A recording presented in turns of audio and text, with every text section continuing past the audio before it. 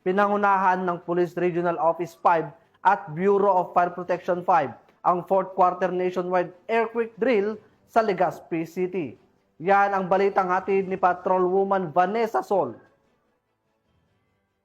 Naging agala ang buong Camp Simeon Ola, Legazpi City habang sabay-sabay na tumalima ang mga personnel ng Police Regional Office 5 at iba't ibang tanggapan sa loob ng kampo para sa pagsasagawa ng earthquake drill.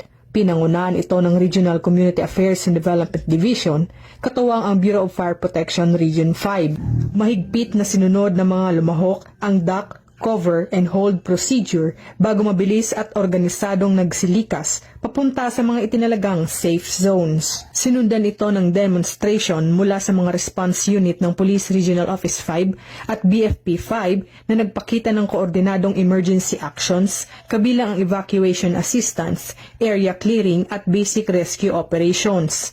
Ayon sa Police Regional Office 5, ang quarterly drill na ito ay bahagi ng patuloy na kampanya ng pamahalaan para palakasin ang earthquake preparedness, mas mapabuti ang interagency coordination at madagdagan ang kaalaman ng publiko sa tamang paghanda, bago, habang at matapos ang lindol.